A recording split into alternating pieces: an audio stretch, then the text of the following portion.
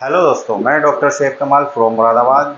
आज की इस वीडियो में बात करेंगे बदलते हुए मौसम से होने वाली खांसी, सर्दी, जुकाम के बारे में। जैसा कि आप जानते हैं कि आजकल मौसम बहुत जल्दी जल्दी बदलता है। आजकल गर्मी में बरसात होने लगती है, बरसात में गर्मी और सर्दी दोनों होती है, सर्दी में भी बरसात होने लगती है और बरसात के मौसम में कभी गर्मी कभी सर्दी होती है। तो इस तरीके से अचानक मौसम बदलने से सबसे पहले जो इसका असर होता है हमारी बॉडी पर, वो होता है हमारे गले में खराशे होना, खांसी होना, नज़ला, ज़ुकाम वगैरह ये सब चीज़ें होना। तो आज की इस वीडियो में बात करेंगे एक ऐसी होम रेमेडी के बारे में जो इन सब प्रॉब्लम से छुटकारा पाने के लिए बहुत ही कारगर साबित होती है। इस होम रेमेडी को आप बहुत आसानी से अपने घर में बना सकते हैं। तो दोस्तों, अगर हम खांसी की बात करें तो खांसी दो तरीके की होती है, एक सूखी खांसी जिसको बोलते हैं और एक गीली खांसी। इंग्लिश में इसको ड्राई कफ और एक प्रोडक्टिव कफ, इस तरीके से इसका नाम रख दिए। क्योंकि जो ड्राई कफ होती है उसमें बलगम नहीं निकलता है, सिक्रीशंस नहीं होते हैं, सिर्फ सूखी खांसी होती है, जबकि प्रोडक्टिव कफ में बलगम निकलता है। तो दोस्तों, आइए शुरू करते हैं इस वीडियो को और जानते हैं इस खास रेमेडी के। दोस्तों, आइए जानते हैं खांसी का कॉन्सेप्ट।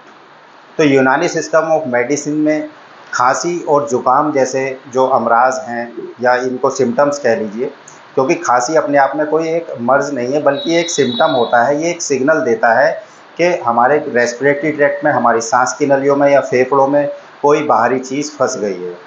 वो बाहरी चीज़ बैक्टीरिया हो सकती है, वायरस हो सकता है, या फिर बलगम हो सकता है, या पोल्यूशन हो सकता है, पोलन ग्रेन हो सकता है। कुछ भी बाहरी चीज़ जो इनहेल कर ली है या फिर जो अंदर से ही प्रोड्यूस हो रही है, वो हमारे सांस की नलियों में या फिर फेफड़ों में फंस गई है, तो उसको निकालने का ये सिग्नल होती है खांसी।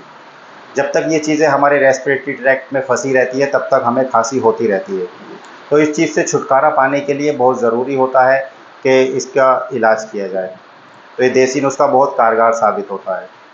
दोस्तों, यूनानी सिस्टम ऑफ मेडिसिन में खांसी को एक बलगमी अमराज करार दिया गया है। यानी ये जो बलगम होता है, कफ होता है, कफ एक ह्यूमर होता है। यूनानी सिस्टम ऑफ मेडिसिन में 4 ह्यूमर होते हैं, उसमें से बलगम भी एक ह्यूमर है। तो इसके बढ़ जाने से जो है खांसी प्रोड्यूस होती है, जिसको प्रोडक्टिव कफ बोलते हैं। तो इस बलगम को एतदाल में लाने के लिए ऐसी जड़ी बूटियों का इस्तेमाल किया जाता है, ऐसी देसी दवाइयाँ इस नुस्खे में शामिल की जाती हैं जो इस बलगम को एतदाल में रख सकें, कम कर सकें। तो आइए जानते हैं पहली रेमेडी के बारे में। तो पहली रेमेडी दोस्तों है शहद। शहद के बारे में तो हर कोई जानता है। शहद मीठा और खुशबूदार होने के साथ साथ काफ़ी हेल्थ बेनिफिट्स भी रखता है। जब हम शहद को खाते हैं या चाटते हैं तो ये क्या करता है, हमारे गले में एक कोटिंग कर लेता है, जो मेम्ब्रेन होती है उसके चारों तरफ एक परत बना लेता है, जिससे जो खांसी के सेंटर होते हैं, इरिटेटिंग सेंटर होते हैं, इरिटेशन होता है गले में, वो सप्रेस हो जाता है। तो इस तरीके से ये हमारी खांसी में मदद कर सकता है। अगला इंग्रेडिएंट्स इस नुस्खे का है अदरक। जी हाँ दोस्तों, अदरक या जिंजर बहुत अच्छा एंटी इन्फ्लामेटरी और एंटी माइक्रोबियल होता है। अदरक में मौजूद एंटी इन्फ्लामेटरी प्रॉपर्टीज़ दर्द को दूर करने का काम करती हैं, सूजन को दूर करने का काम करती हैं, और इसमें एंटी माइक्रोबियल प्रॉपर्टीज़ भी पाई जाती हैं जो बैक्टीरिया, वायरस से आपके बॉडी को बचाती हैं और गले को बचाती हैं। तो इस तरीके से ये कोई भी इन्फेक्शन है या फिर इरिटेशन है उसको सप्रेस करने का काम। एक और इंग्रेडिएंट्स इसमें शामिल करते हैं इस नुस्खे में, वो है हल्दी या टर्मरिक। जी हाँ दोस्तों, हल्दी अपने एंटीसेप्टिक और एंटी माइक्रोबियल प्रॉपर्टीज़ की वजह से हमारे गले में होने वाली सूजन को काफ़ी हद तक कम करता है, इन्फ्लेमेशन को कम करता है। ये बैक्टीरिया, वायरस से लड़ने में भी आपके फेफड़ों को काफ़ी हेल्प करता है और गले में भी काफ़ी राहत पहुंचाता है। तो इस तरीके से आप इस नुस्खे में हल्दी को भी शामिल कर।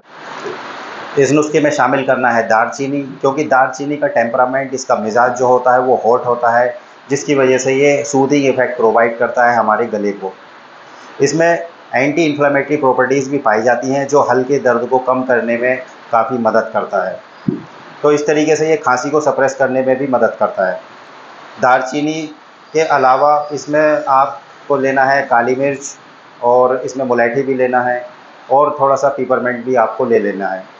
तो हम इसके बारे में अब बताएंगे आपको कि ये कैसे तैयार। तो दोस्तों, इस नुस्खे को तैयार करने के लिए आपको लेना है 1 कप शहद लेना है, बहुत अच्छी क्वालिटी का शहद लेना है। इसके अलावा आपको 2 चम्मच पिसी हुई सौंठ लेनी है। सौंठ या अदरक एक ही बात है, सूखी अदरक को ही सौंठ बोलते हैं।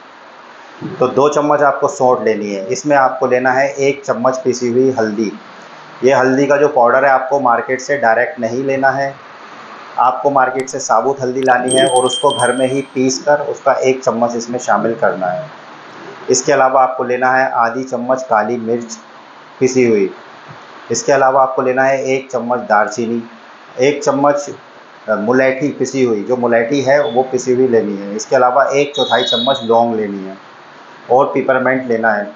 अब इन सबको क्या करना है, आपको एक बड़े बर्तन में ले लेना है और अच्छे से मिला लेना है। फिर उसके ऊपर धीरे धीरे शहद ऐड करते चला जाना है।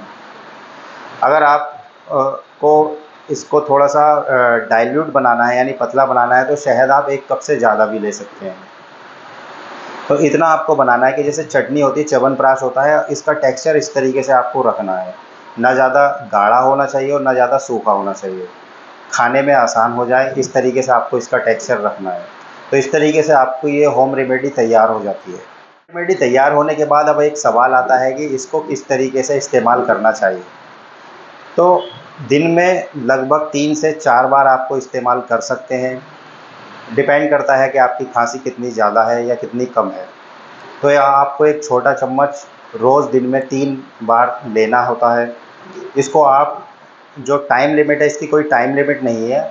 अगर खांसी आपको 1 हफ़्ते में सही हो जा रही है तो आप 1 हफ़्ता इसको ले सकते हैं। इसको बढ़ाकर 15 दिन या फिर 1 महीने तक भी ले सकते हैं। तो इसको इस्तेमाल करते हुए एक ख़ास सावधानी ये बरतनी है कि इसको छोटे बच्चों को इस्तेमाल नहीं कराना है। हालांकि जो बड़े बच्चे हैं, जवान हैं, बूढ़े हैं, औरतें हैं, सभी इसको इस्तेमाल कर सकते हैं। लेकिन 10 से 12 साल के जो बच्चे होते हैं, उनसे कम उम्र जिनकी है, तो उनको ये नुस्खा इस्तेमाल नहीं कराना है।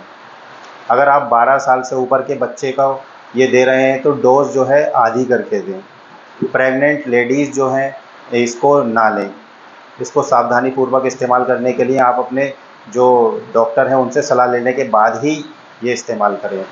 और अगर आप डायबिटिक पेशेंट हैं तो भी इसको लेने से बचें, क्योंकि इसमें शहद होता है और शहद जो है वैसे ही शुगर को एलिवेट कर देता है, जिससे साइड इफ़ेक्ट होने का खतरा रहता है। तो इसको आप 10 से 1 महीने तक आप ले सकते हैं। डिपेंड करता है कि खांसी कितनी ज़्यादा है या कितनी सीवियर है।